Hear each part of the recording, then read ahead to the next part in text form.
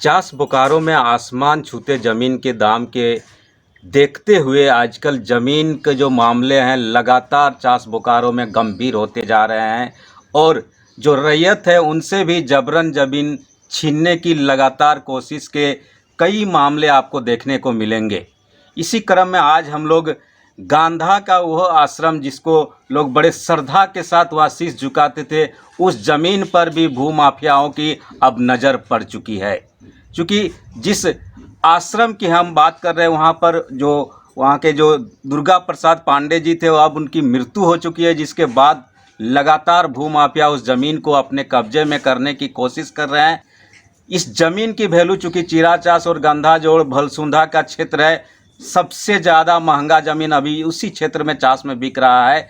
ऐसे में ये जो परिवार है दुर्गा पांडे जी का परिवार, उनकी एकमात्र पुत्री है ममता जी हैं, ये बेचारी डर से वहाँ जा नहीं पा रही क्योंकि इन्हें लगातार धमकी दिया जा रहा है कि अगर आप यहाँ आएंगी तो आपके साथ मिसबिहेव होगा, आपके पति के साथ मिसबिहेव होगा और आपको यहाँ से भगा दिया जाएगा। आइए जुड़ते हैं और जानते हैं कि जिस आश्रम से चास बोकारो की पहचान है, उस आश्रम के संत और सेवा करने वाले, चिकित्सा सेवा करने वाले अब जब नहीं रहे तो उनके परिवार के साथ क्या कुछ बीत रहा है। सीधे ममता जी। ভালো ছিল, আমরা যখন ছিলাম ভালো ছিল। हाँ। তারপর সুইট দিয়ে মারা দিয়েছে। আচ্ছা আচ্ছা। তো যখন মারা গেলছে ওর বাদে কি বলছে ও, তোমরা ওঠা যাচ্ছ জমি তো কি বলছে, কে কে বলছে? আমাকে মানে জ্বলাতে দিল নাই, ওই জ্বলানছে। আচ্ছা। সমাজে দিয়ে নিয়েছে। কে কে জ্বলাইলো? অনন্ত। অনন্ত পান্ডে কে বটে? ওর ভাগিনার বেটা বলে।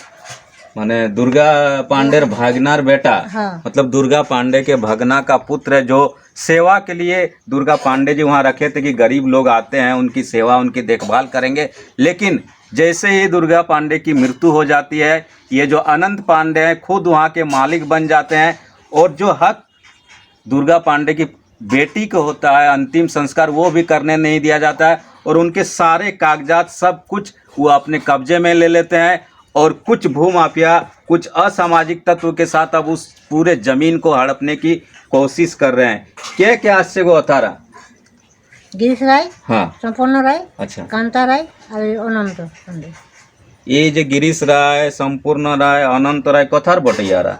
अनंत बटे चिड़दार, हाँ, आयर बटे गंधा बस्ती।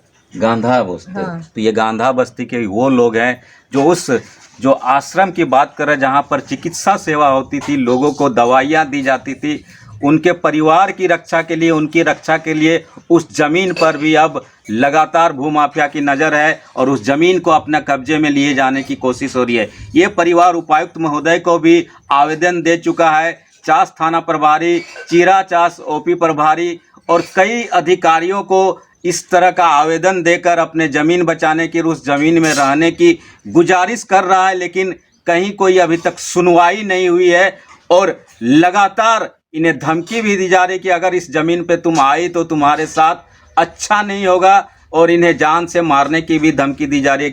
कि तुम्हारे मारबारो धमकी दी छे की बार? मारबारो धमकी दी छे जे जाने तो जान के मारी दो। हाँ। क्या बोल छे एटा? और गिरीश राय, संपूर्ण राय और कांता राय और अनंत पांडे। तो ওনাদের জমিনটা থেকে কি কেন?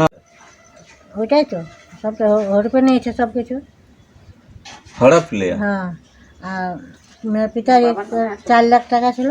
हाँ हाँ। 4 লাখ টাকা নিয়েছে, তাবিজ ছিল, আংটি ছিল, ফোন আছে, ঘড়ি আছে আর অনঙ্গা টলঙ্গা ছিল, টাকা পয়সা ছিল আর সব কাগজপত্র দেয় নেই, সব ওর কাছে আছে চাবি দাবি, अलमारी बसका तसका सब कुछ।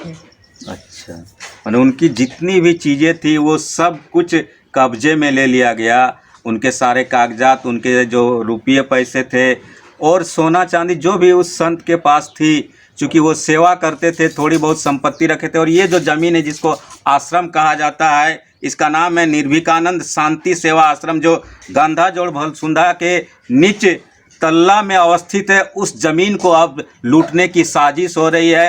वहाँ पर कंस्ट्रक्शन का काम चल रहा है, लेकिन ये जो परिवार है, ममता जी हैं, ये लगातार गुजारिश कर रही है बोकारो के बुद्धिजीवी लोगों से कि उस आश्रम को ज़िंदा रखे, उस याद को ज़िंदा रखे जिनकी बदौलत आज सैकड़ों परिवार जिंदा है।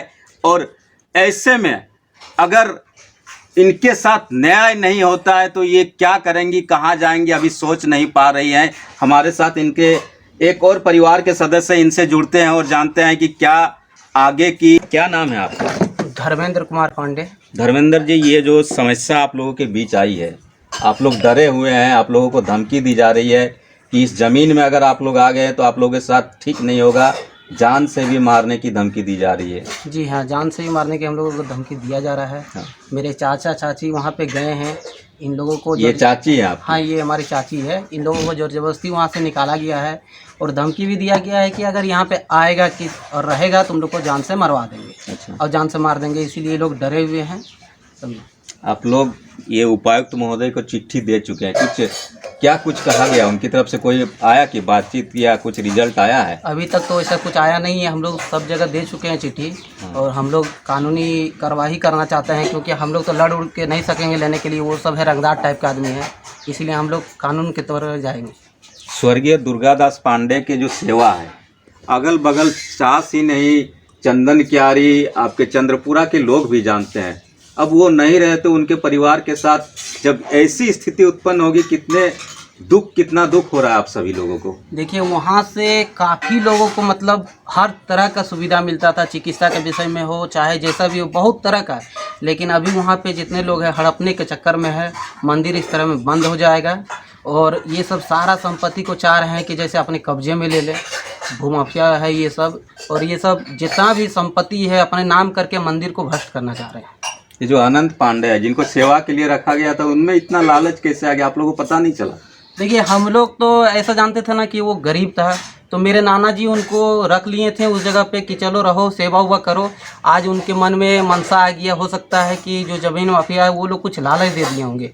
बस उन्हीं के सारा ही में चल रहे, सारा में चल रहे, जैसे वो लोग बता रहे हैं उसी तरह चल रहे हैं। क्या गुजारिश करेंगे बोकारो के उपायुक्त से, एसडीएम से, एसपी से और बोकारो के बुद्धिजीवी लोगों से कि कैसे उस आश्रम को बचाया जाए और उनके वाजिब हकदार को दिया जाए दोबारा? क्या कहेंगे आप? सभी से हम गुजारिश करेंगे कि इनके धरातल से आप जांच करें, जो भी निर्णय हो, जिनके भी पक्ष में हो, आप सही तरह से जांच करके बस न्याय दिलाने का कष्ट करें। उन्होंने अपनी एक अलग पहचान बनाई थी, अब उनकी पहचान को मिटाने की कोशिश हो रही है। गांधा जोड़ जो है भलसुंधा में उनके आश्रम में, तो ये परिवार यही चाहता है कि जो भी न्याय हो, सब लोग जाके मिल के सच्चाई को जमीन में जाके देखें और जिसके पक्ष में भी फैसला आएगा ये पूरा परिवार मानेगा। लेकिन इस तरह इन्हें बेदखल न किया जाए, इस तरह इन्हें हमेशा तोहमत की ज़िंदगी जीने को विवश नहीं किया जाए। और जिला प्रशासन से लगातार ये परिवार बोकारो के उपायुक्त से भी गुजारिश कर रही है कि इन्हें न्याय दिया जाए, ताकि इस तरह जो ज़मीन हड़पने, ज़मीन लूटने की जो सिलसिला बोकारो में चल रहा है, इस पर रोक लगे और गरीब रैयतों को उसका ज़मीन उसके पास रहने दिया जाए, ना कि हड़प लिया जाए। कैमरा पर्सन आशिक राय के साथ मैं राम नारायण शर्मा।